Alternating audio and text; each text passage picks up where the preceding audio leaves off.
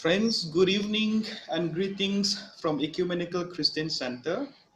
This evening, we are happy to have Bhikkhuni to speak to us, and the session will be moderated by Father Matthew Chandran Kunal, the director of ECC. Since some of us may be new to Father Matthew, I would like to introduce him to you, and after that, I'll give him the time to him to introduce our speaker for this evening. Father Matthew Chandran Kunal belongs to the CMI Carmelite Mary Immaculate Congregation. He was a professor of philosophy of science at Dhalmaram Vidya Setram and Christ University, both in Bangalore. He is the author of several books, including Philosophy of Quantum Mechanics and Ascent to Truth, the Physics, Philosophy, and Religion of Galileo Galilei. He is a scientist, philosopher, and a theologian. Father Matthew is a founder of the Bangalore Forum for Science and Religion.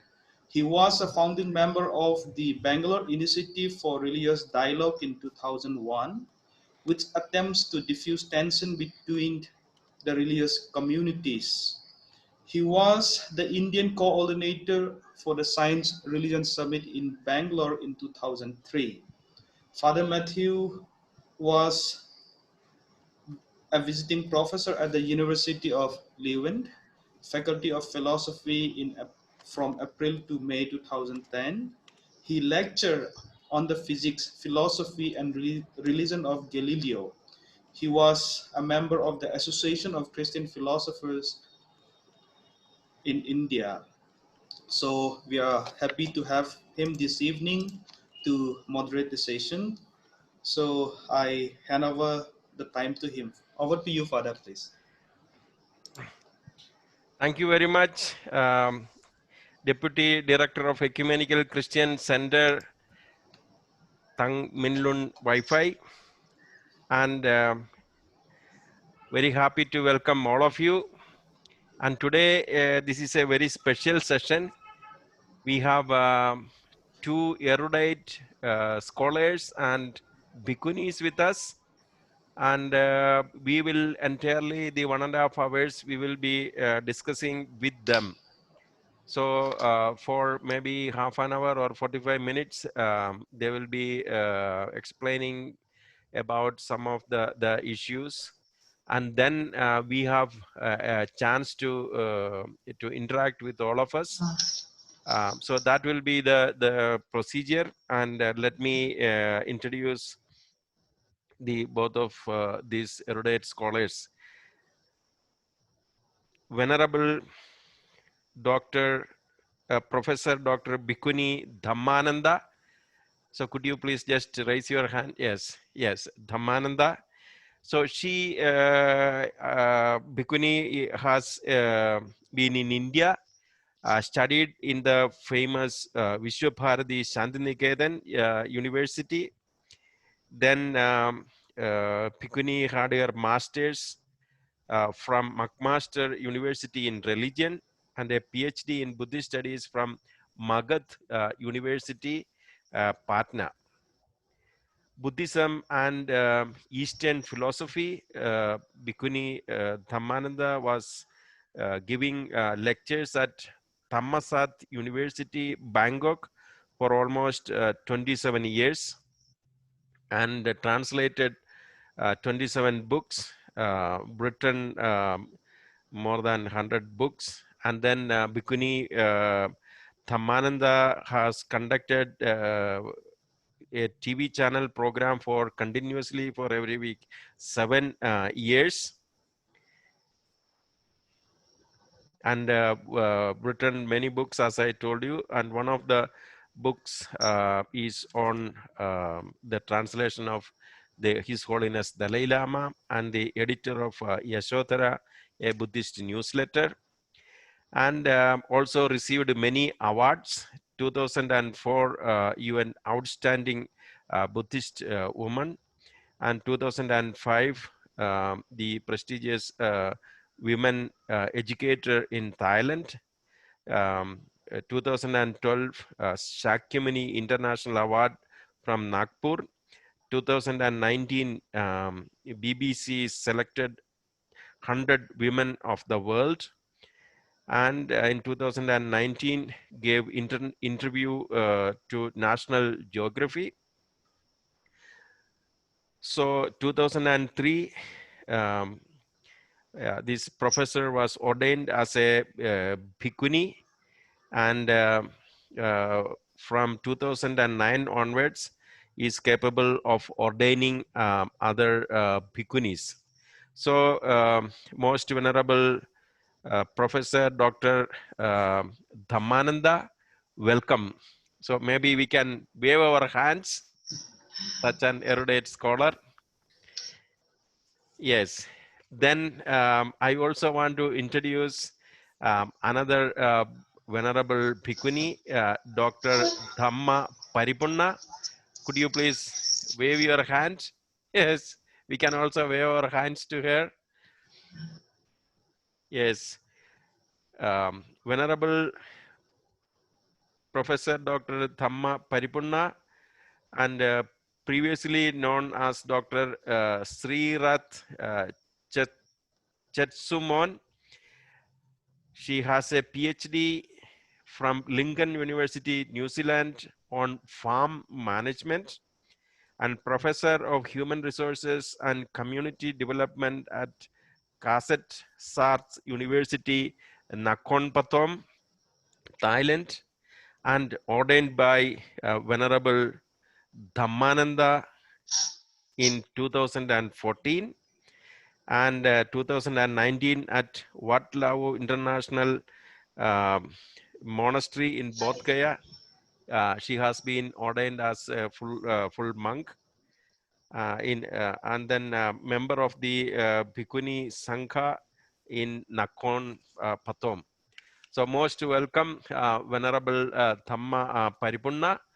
And yes, we have many pastors, professors, students, intellectuals, friends from Interfaith Dialogue. And as I already told you, and this program is organized in collaboration with His Holiness Dalai Lama's foundation, Tibet House, and also in collaboration with the Catholic Bishops' Conference of India's Commission or Secretary for the Dialogue Commission. And we have also our venerable, Your Grace, the chairman of Ecumenical Christian Center, Right Reverend Dr. Givergis Mar Theodosius. He was also studied at Shanti Niketan. And his doctorate also is from Canada. And so Your Grace also welcome, and we will have a dialogue, and then there are also many others joining with us. So most welcome to all of you. And I would ask the Venerable Bhikkhuni to speak to us.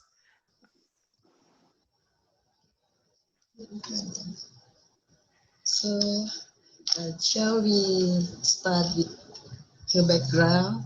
Yes. From being a professor of philosophy, what made you to become a Buddhist bhikkhuni? Yes. Let me give you a very brief background of myself.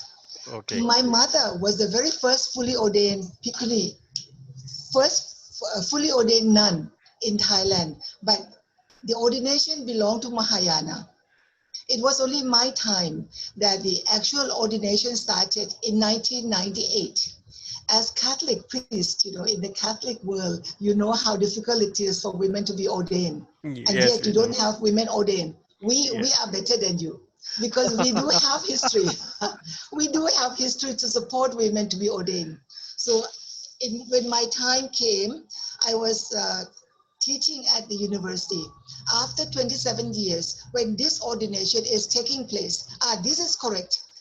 as academic, I look at the ordination and I agree that this ordination that is done in India by these Sri Lankan monks and also the Chinese monks and nuns from Fo Guang San. This happened in 1998, and we underline the date that is when the fully ordained nuns have been accepted generally.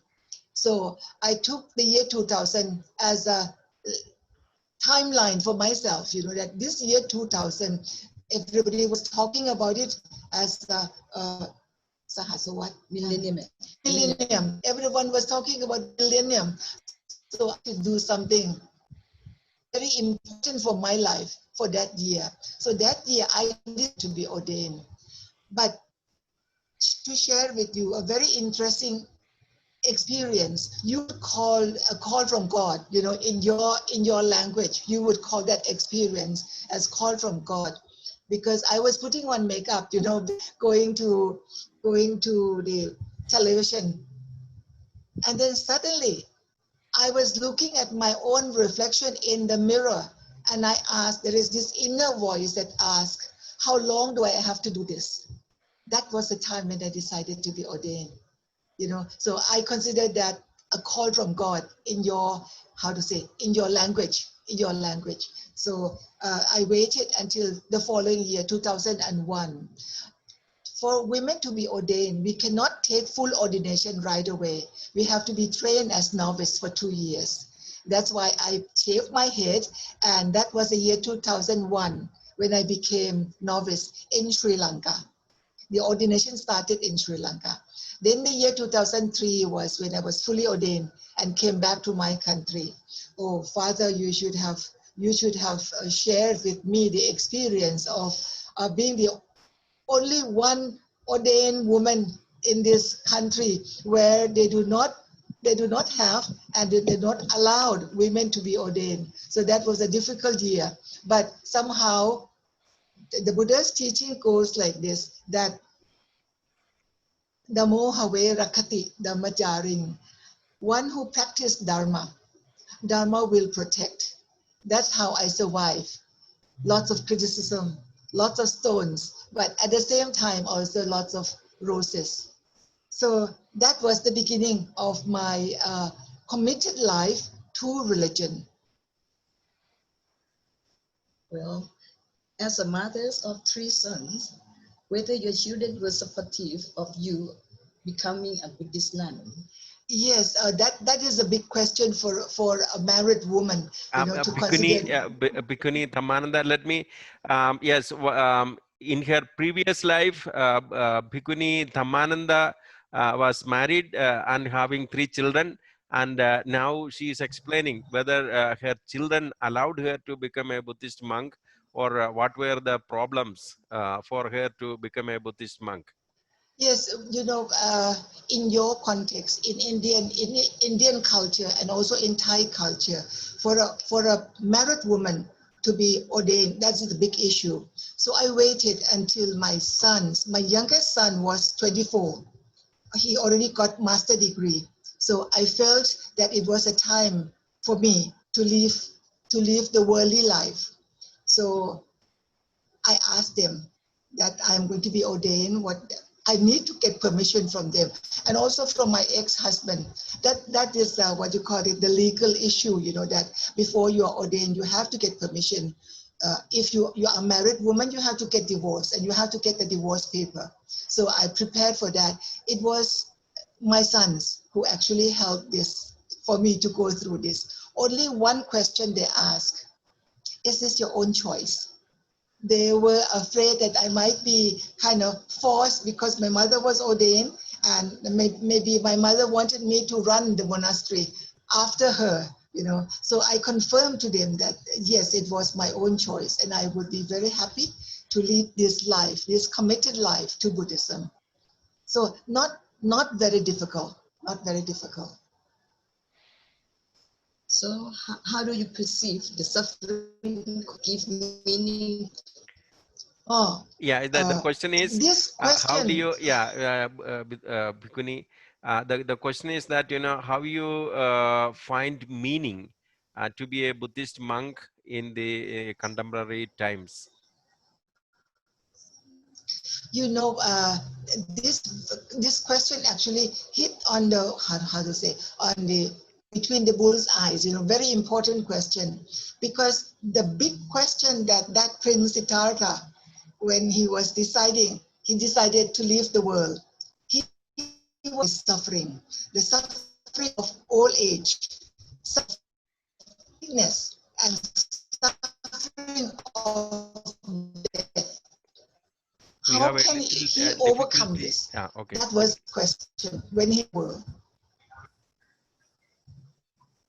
So after 6 years, he came back with an answer that because you have birth, no, because you are born, you have to go through. Okay, it's okay now. Okay, Yes, yes, yes, yes. so We can hear you now. Bhikkhuni, we cannot. okay, Yeah, now we can hear. okay. So it's all we depend on this vibration. You know, we are conducting this through Zoom, but through vibration, and we need to depend on the vibration. Yes. So as I was telling you, that it's very interesting that the Buddha actually realized that because we are born, that's why we have to go through this old age, sickness, and death. If we want to be free from this suffering, you have to stop coming back to this world. You have to stop birth, so to say. You know, so that is the whole issue about Buddhism. It's a whole issue about Buddhism, to realize that how we can overcome, how we can, how to say, win over this birth, how we can free ourselves from this cyclical birth. That is a big issue. Yeah. Yes, Bhikkhuni. Can you hear us? Yes, we can hear you. How is Yes. the connection? We can hear you, please. So, Okay. So Venerable, do you think there is any rules for meditation in eliminating suffering? Meditation? Yes. Meditation, yes, talking about meditation. Meditation is a training of the mind. The suffering is the mental. All the suffering that we do experience is this mental work.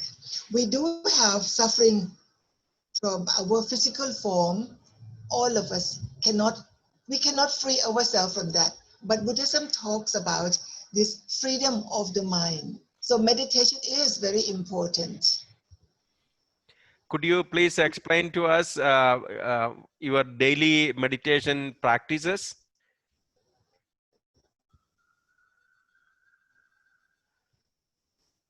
Bhikkhuni Yes, 5 Dhammanada. days of silent. Yes, could you just Yes. explain what kind of meditation you are practicing?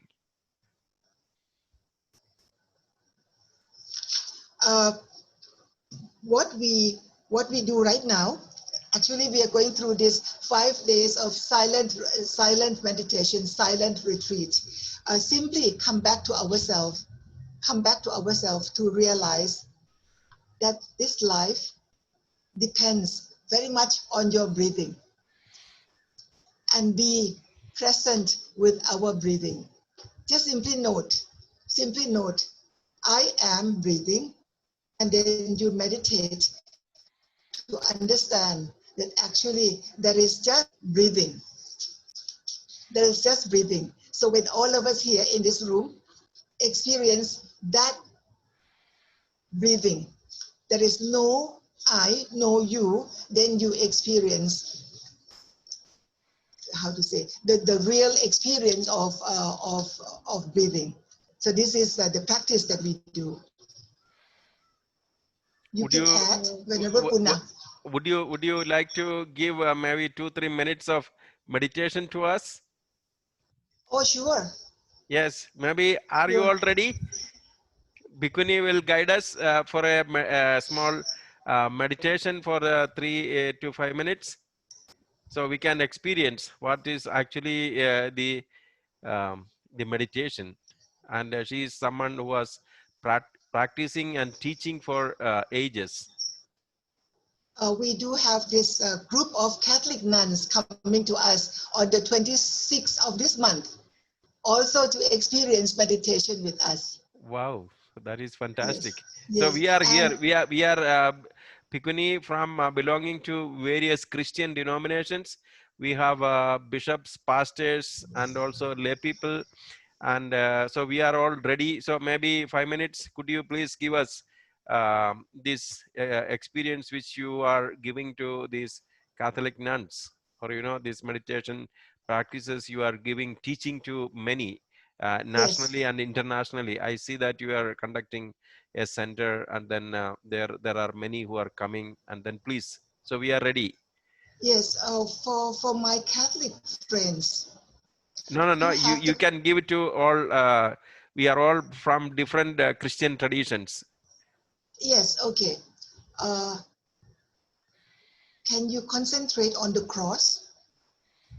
Yes, Can all the denomination of Christians, can you concentrate on the cross? I think yes. we need something to begin with. So let's begin with the cross. As you breathe in and out,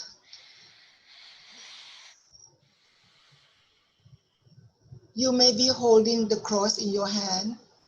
You may be just visualizing the cross on the wall.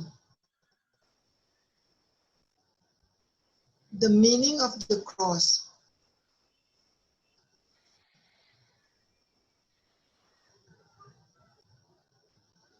Draw the cross to your heart with the meaning of the cross.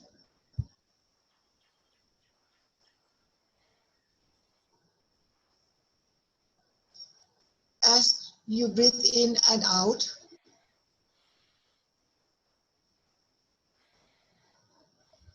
you visualize that when Jesus was on the cross, he was also breathing the same way.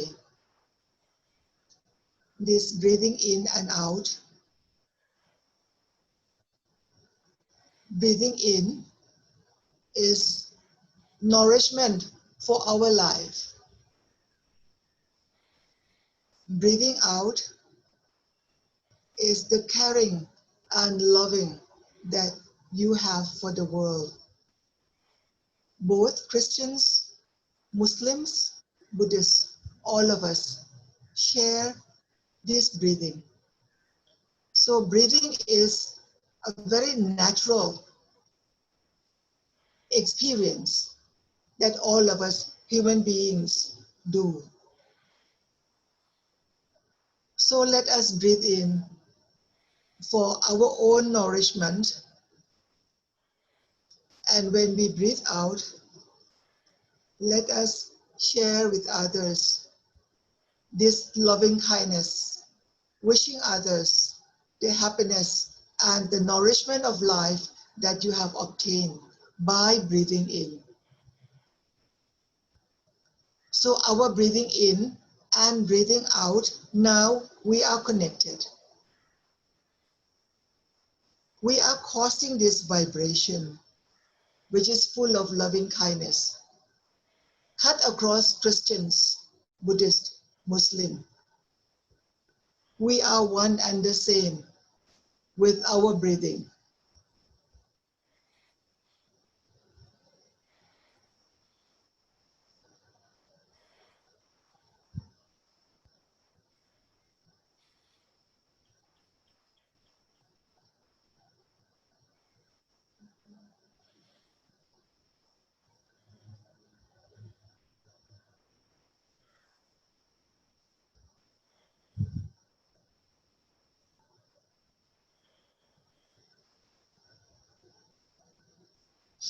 Father, this is guided meditation.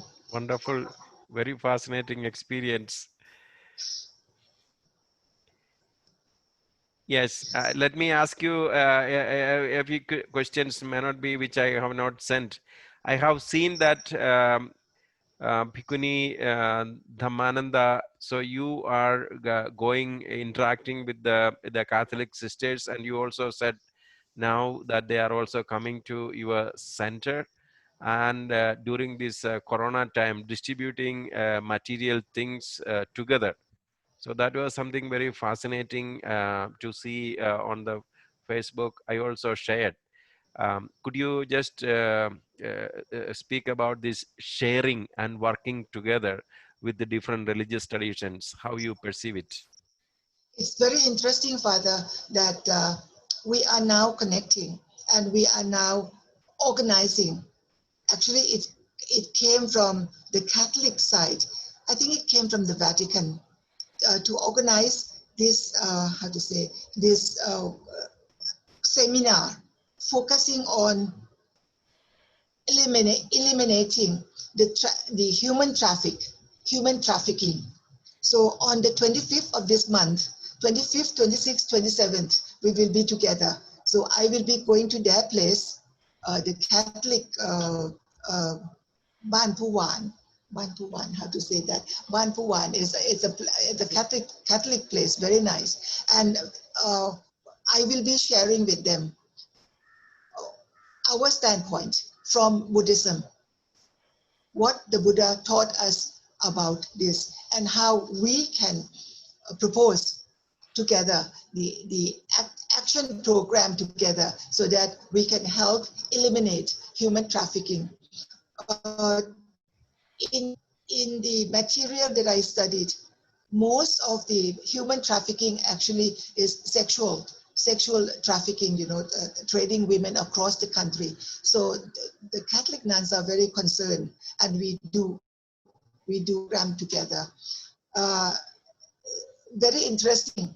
They brought us rice, certain kind of rice that is for the Muslim. The Muslim use it to the rice chicken, but they make it from this particular kind of rice. So when we received, what we did, we went to visit the Muslims at the mosque and offered them the rice. So you see, Buddhist, Catholic, and Muslims are in this, sharing time of when we are facing the coronavirus together. It's like coronavirus is very disruptive, but how can we face this disruption in such a way that we turn crisis into opportunity? So we do work together. And last year, there was a big conference for the first time that the Vatican were very interested to have 25 nuns from Buddhist and 25 nuns from Catholic to come and meet for a conference in Taiwan. That happened last year. So it was very interesting for me to also to participate and to meet many of the Catholics from many other countries that otherwise I would not have met them. So these interactive activities are going on for some years now. Great, Bhikkhuni.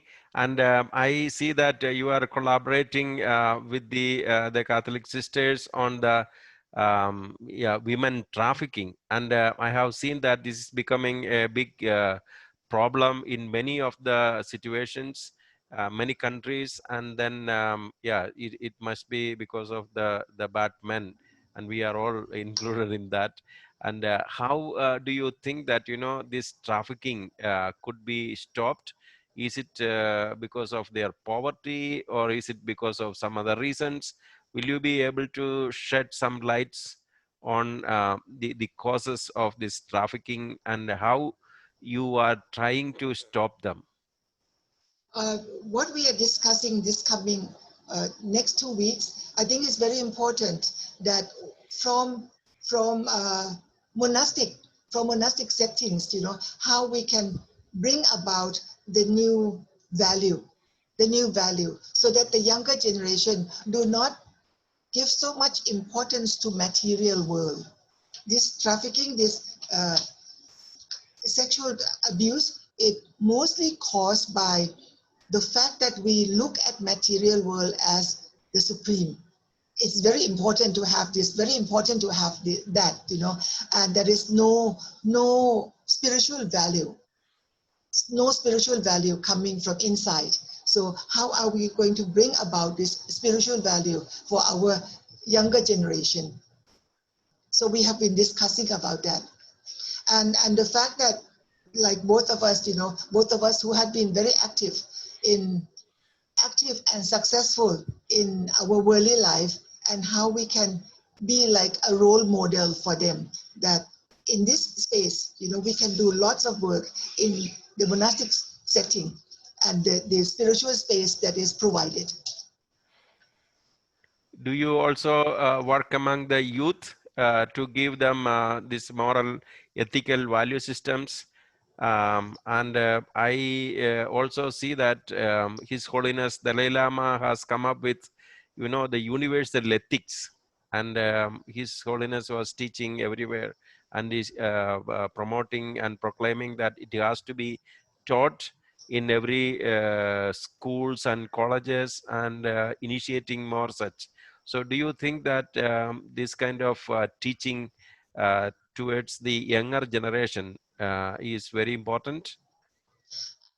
We have two projects. One is to visit the inmates. You know, in our province, we have 3,500 inmates. Out of this number, about 800 women. So we visit them twice a month. This is for the last 6 years now, visiting the female inmates. And after 10 visits, they join the course. And after 10 visits, you know, we give them certificate.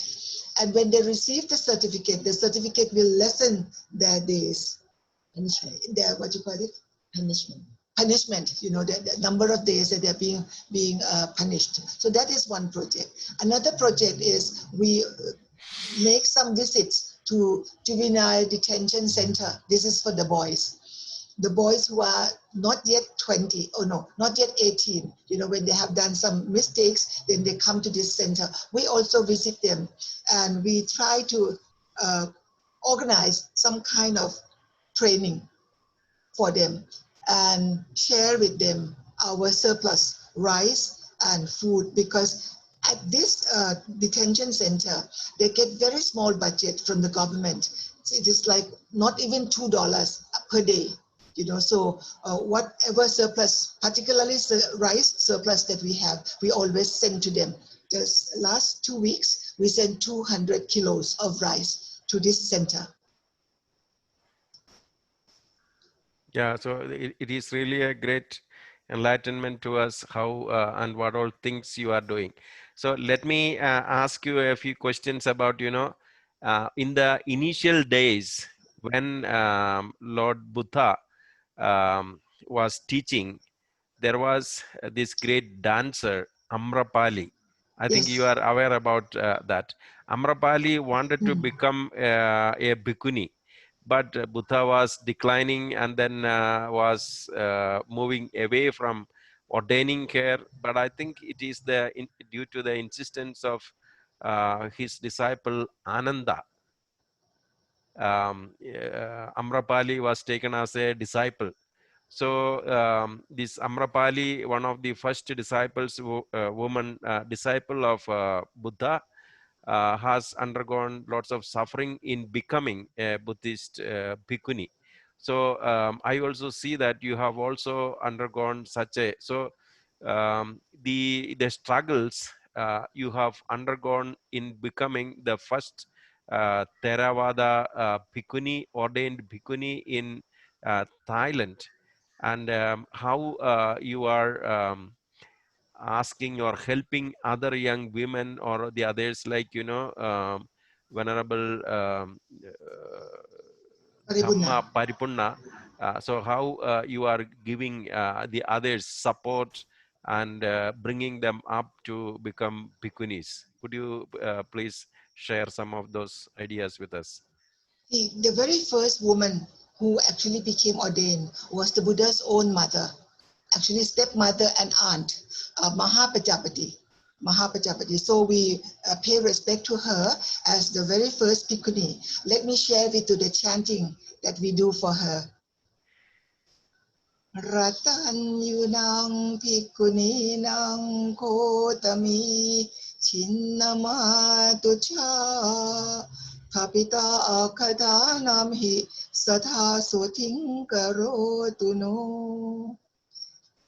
We pay respect to 13 enlightened, fully ordained nuns in the Buddha's time. And the one that we just did for you is mentioning of the very first Bhikkhuni, the Buddha's stepmother as well as aunt, and also enlightened, all of them enlightened, 13 of them. So with my background as academic, I think it's very important, Father, to do this work. Because unless and until you have academic backup, you will not survive. There's lots of criticism, there's lots of, the tradition does not allow women to be ordained in my country. You imagine 2,600 years ago, Indian women can be ordained. But now, 2,600 years afterwards, we are still struggling. So with the academic backup, I think it's very important that you know the text, you know what the Buddha actually said, not the hearsay. People would go by hearsay. Let's go back to the text and let's read the text together. So we are entering Vasa. Vasa is a rain retreat. We are entering Vasa on this coming 6th of July for 3 months. And together, I teach my class, but it is also online. Now, not Zoom, but online, so that we send the file to other aramas, other Bhikkhuni aramas in Thailand. So all of us will be educated and provide them with the proper information so that they can defend themselves when they meet others. It's very important that we know what the text says and not the hearsay. So I think that's a very important tool for modern society. Thank you, Venerable Bhikkhuni. And you are a number of few Buddhist Bhikkhunis in Thailand. And what are the responses from the young people, especially the girls? Since my ordination in 2001, first year was lots of protest in the first year, lots of criticism. But after that, women start stepping out to join the ordination. Right now, last year we had a survey, and we now have 285 fully ordained nuns in the country, spreading out in 40 provinces. Thailand, we have 77 provinces, and out of that number, at least 40 provinces, we do have nuns.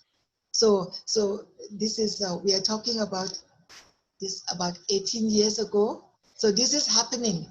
This is happening in this modern time. So when the women step out more and more, younger generation also see the role that, yes, we have another model of life that we can choose, So simply by women being ordained also attract younger generation, some particularly in the village. Some of the younger ones, the villagers, they start coming out just simply to see what these bhikkhunis are doing. Start listening to the teaching, start joining the activities that is created in each arama. So I think we are going in the right direction, going in the right direction. And with this sudden visit of COVID-19, even forced us to be connected more often through this Zoom, through this online, through this what you call this new IT. So we are now how to say, taking advantage of the crisis and make it into opportunity. Great, thank you so much. And then, Venerable Bhikkhuni, you were here in India studying in the beautiful center started by Shantiniketan, yes. Shantiniketan and yes, this Vishwa Bharati. Vishwa Bharati University. Then you were also ordained as a Buddhist Bhikkhuni in Bodh Gaya, and you were also did your postgraduate studies in Magadh. So what do you think about India and Indian religions, practices, how the people are caring about their own spiritual traditions? You know, India is my second home. I have been coming back to India since 1980, every year, sometimes twice a year. There is a strong karmic bonding with India. So whether or not I have anything to do, the very first country that I would like to come back is always India. And particularly this time, you know, this time that you are going through difficulties with Corona-19, I'm very concerned, and do make very committed wish that you overcome coronavirus 19 soon, so that I can come back and visit again. Yeah. So most welcome, Venerable Bhikkhuni Dhammanada, to India. And whenever you are coming, you can fly to Bangalore, Bangkok, Bangalore. There are, yes, always every day, I think there is a flight. So in our center, Ecumenical Christian Center, we would like you to be here. And maybe I think it is now we can have questions from our audience, and maybe I will request our chairman, Right Reverend Dr. Givargis Mar Theodosius, who also studied in Shanti Niketan. And Your Grace, would you like to interact with Bhikkhuni Venerable Dhammananda? You need to unmute and then please. Yes, Right Reverend Dr. Givargis Mar Theodosius, chairman of the Ecumenical Christian Center, and also elevated as the suffragan metropolitan of the Marthama Church. And he is our blessing and our guidance for the Ecumenical Center and all these programs under his guidance. So please, Your Grace. Thank you, Father Matthew. Venerable Bhikkhuni Dhammanada, it's very interesting to see you, to hear you, and also to learn from you today from this Zoom discourse that we have. I'm a learner, I would say, in understanding Theravada, Buddhism, in which women are ordained, and you are right in front of us, and we could hear you. 2-3 simple questions, like, you know, when you decided to become ordained in the Buddhist system, you are leaving your home, but your children, everybody you are leaving.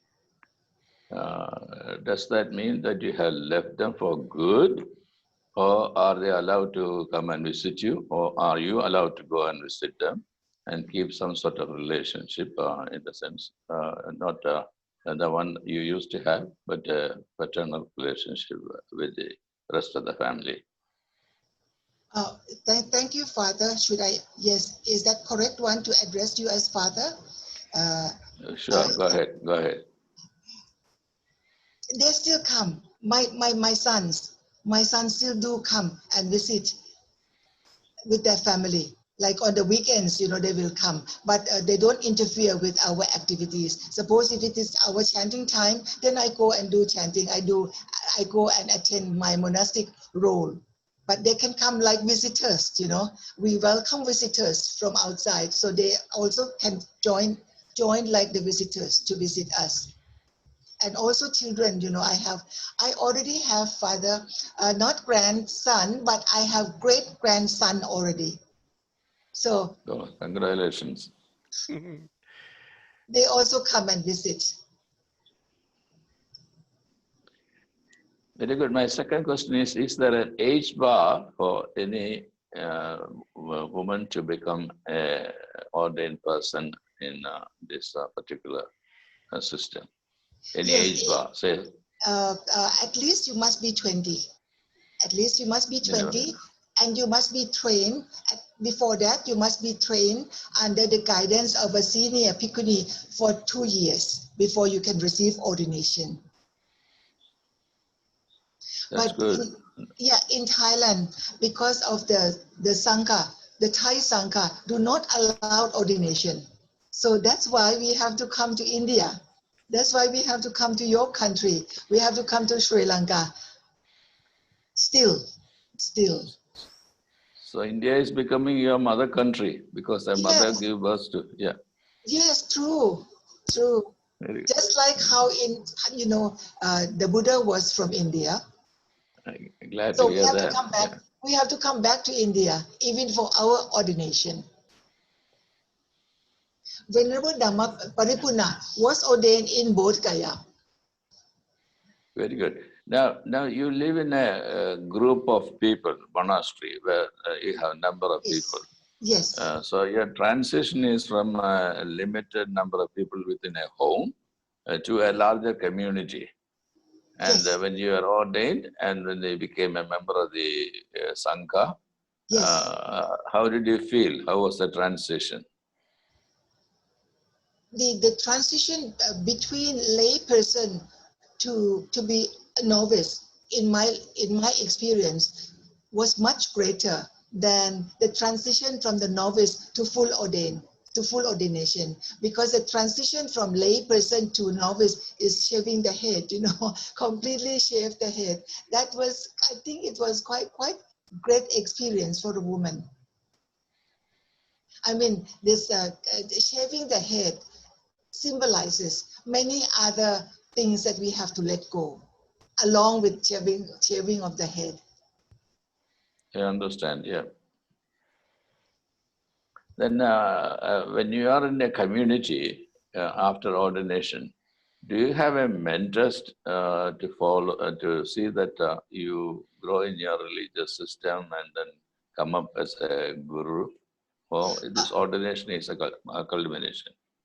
I have to follow my teacher, my Bhikkhuni teacher from Sri Lanka for the first 2 years after full ordination. So at that time, my own mother was 93 and I could not leave her, So I invited my teacher from Sri Lanka to come to be my mentor in Thailand for two vasas.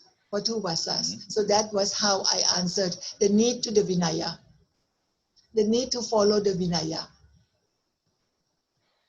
Very good. And then do you have any sort of elevation or further consecration or anything to recognize you as a leader, as a person who has come of age, where you can take the younger ones to, where you can be a mentee to them? Yes, very important. I think right now I am the eldest one in my country, the most senior one in my country. And after I was fully ordained for 12 years, then I get appointment. I must be appointed by the Mahanayaka. In my case, Mahanayaka in Sri Lanka appointed me as Pawattini. It's called Pawattini. So as a Pawattini, then I can train others for ordination. But the actual ordination must be completed in the Bhikkhu Sangha. In the Bhikkhu Sangha. So does that mean that you can ordain people now? No, the full ordination must be done in a community of Bhikkhu Sangha, male Yeah, Sangha. but you can be the leader, right? I can prepare them, I can lead them, I can train them, but the actual full ordination must be completed in the Bhikkhu Sangha. Thank you very much. I should give time for others to Yes. come to the I think subject. anybody wanted to ask questions, now it is open for the floor. Could you please raise your hands, or we have the reactions where, there will be a hand like this. So you just show me your hand, and maybe Milun will help me to check out. Yes, Sukumar. Thank you so much. Most Venerable Bhikkhuni Dhammanada, with immense gratitude, I sincerely thank you for your profound and creative experiential talk. My question regarding musical tones and chants. Ah, How musical tones and chants in Pali Canon, understood in Theravada Buddhism in Thailand, does Thai chants and musical tones have any relevance with the suffering and hope? I'm curious to listen. Thank you so much indeed. in Theravada, all our chanting is in Pali, in the old language. In the old language, it's not chanting in Thai language, but they do not allow you to like sing songs. In Theravada, there is no musical instrument to go along with our chanting. It's not permitted. And even our chanting, we cannot draw, how to say, the sound cannot be drawn for too long. They consider that not proper, not proper. So like the one that I chanted for you, we can do that. We can do that. And there is no, like in Tibetan tradition, they have the gong, they beat the bell, they blow the horn. We don't have that. Theravada is very simple, very simple. Anyone else?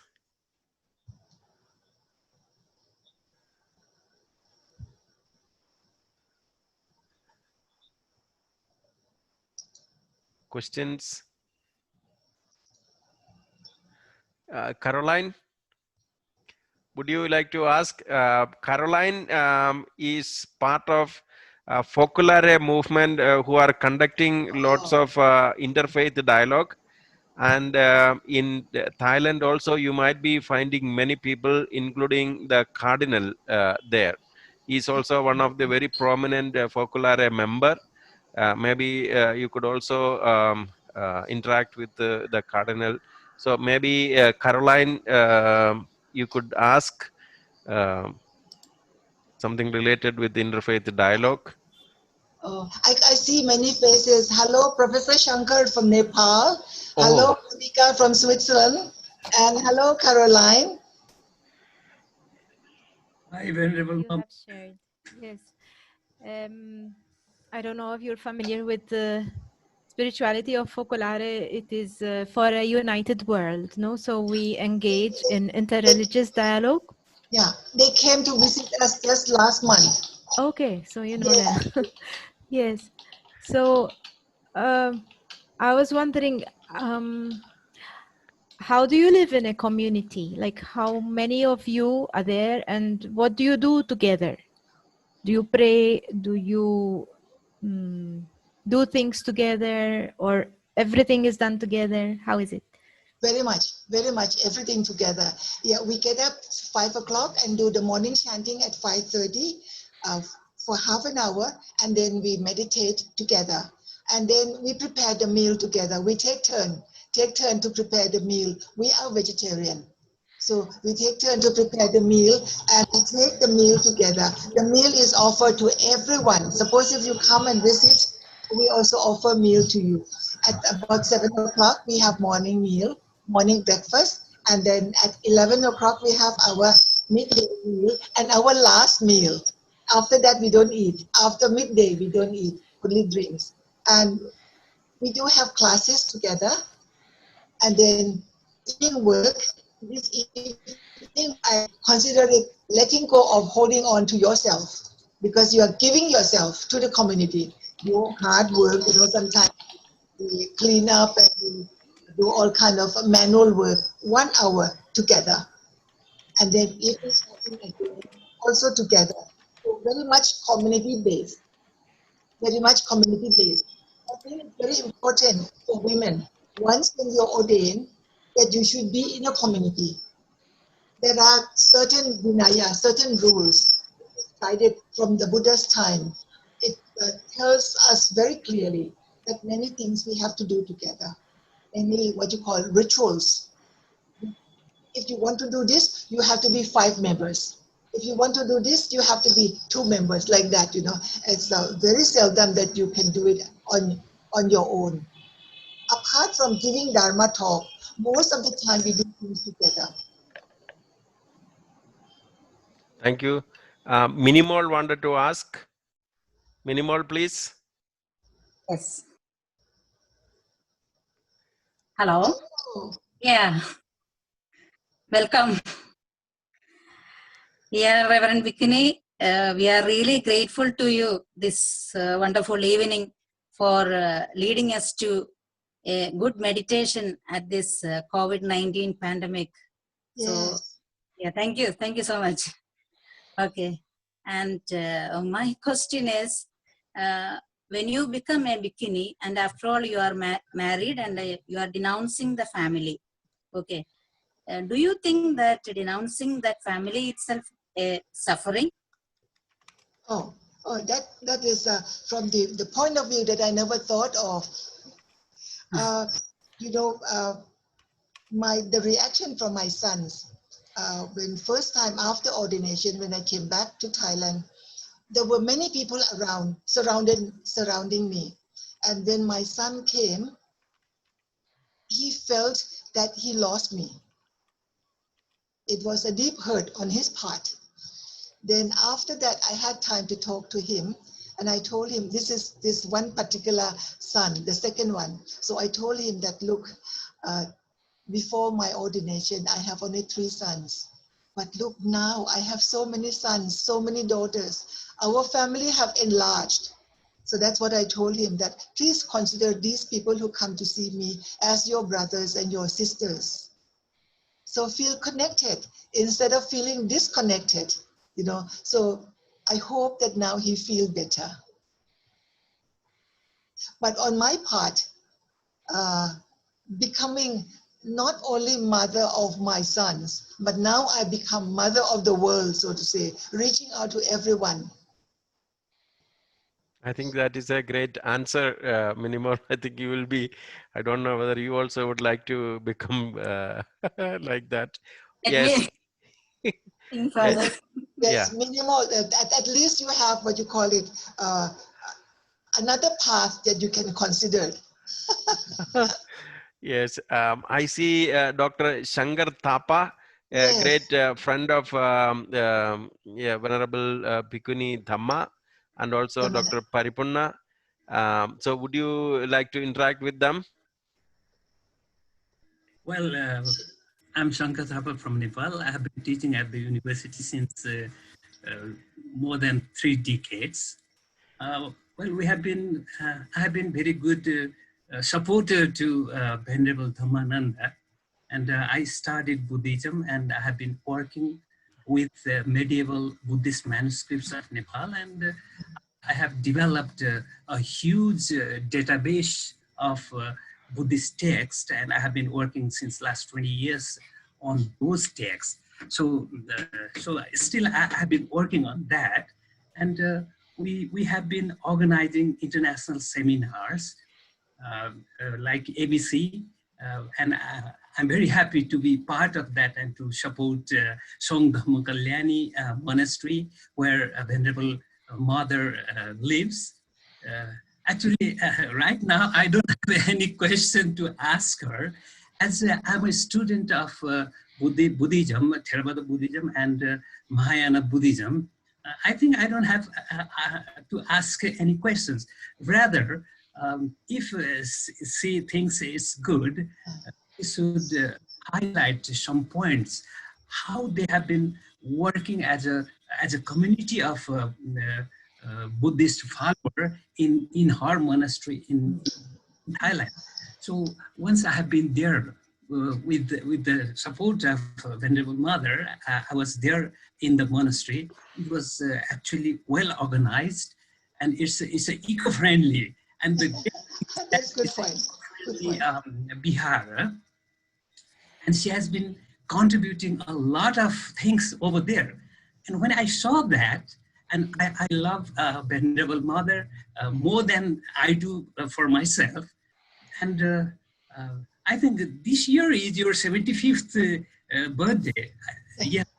So I was willing to dedicate a volume to commemorate her 75th birthday, but unfortunately this pandemic has beyond that date. So I'm reconsidering to publish a commemorative volume, maybe most probably next year, to commemorate her 76th birthday, and that I promised maybe 1.5 years ago. So I'm very happy to be part of Buddhism, and basically I'm a historian. After I studied history, then I studied Buddhism, and I dedicated my life for the cause of Buddhism in Nepal. So I've been working here. We have been working with, in collaboration with the Venerable Mother. This is a great time to work with the Buddhist nuns, Buddhist monks in Nepal. And actually Nepal is a Hindu state. Now it is not a religious state. However, we have 81% of Hindu people living here. Buddhists are in sizable minority. There are very few here, but Buddhism is very strong historically in Nepal. And actually, my religion is Hindu, but I'm more than a Buddhist. I follow everything. I'm a declared Hindu because we have that kind of system in Nepal. Everyone has to be religious and he has to follow his family religion. So we follow that tradition. Yes, everything is very nice. And actually, I would like to thank Matthew to invite me. And I had a great time here. So my request to Venerable Mother is to highlight on eco-friendly. Good. Yes. Good. Thank you. Professor Shankar is from Nepal, our good connection. Father, he reminded me to talk about the eco temple. Yes, our temple is trying to set up a model that Buddhist temple should be a model for eco temple. So instead of telling people to bring money to make donation, we ask them to bring trash. Ask them to bring trash. So that is also to make merit, because out of this trash we separate them, and some of them we can sell them, some of them we can reuse. We make baskets, we make carpets. I make carpets.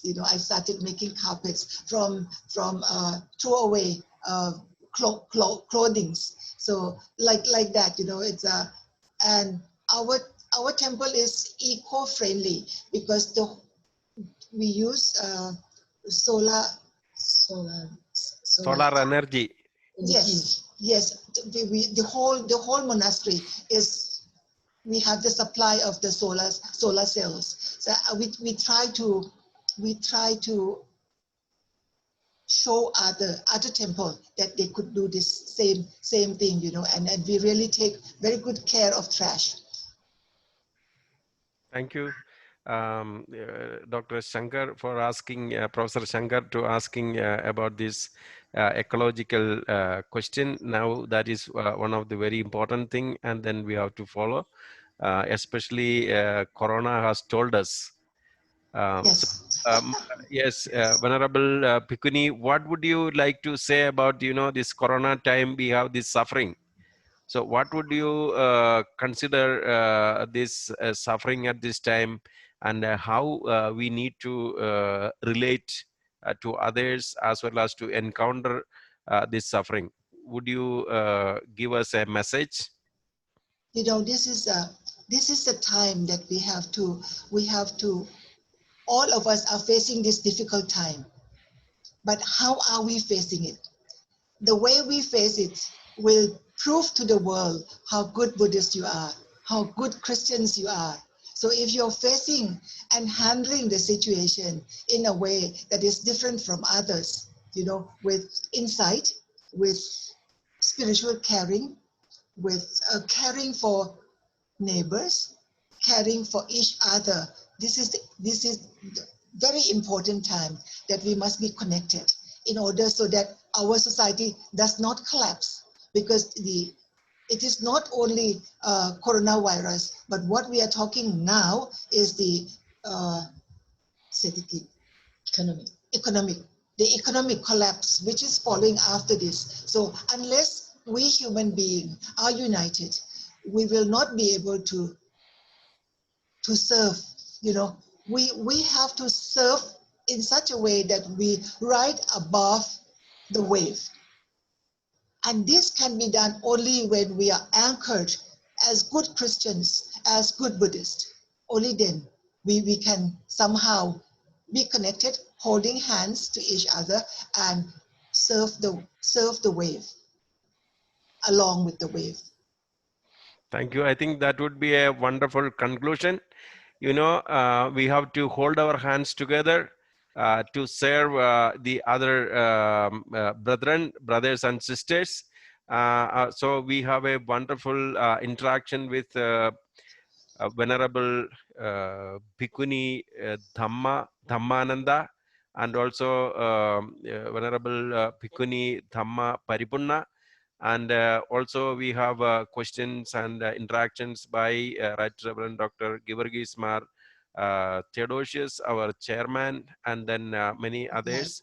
So therefore, in the name of all who gathered here in this Zoom conference, Venerable both the Bhikkhunis, I thank you so much for enlightening us. And I think this is also a way of holding hands together and coming together, and you are always welcome to Bangalore. And then from here, you know, you can fly to other places, the other Buddhist centers, and you happy to hear that you consider India as your mother country.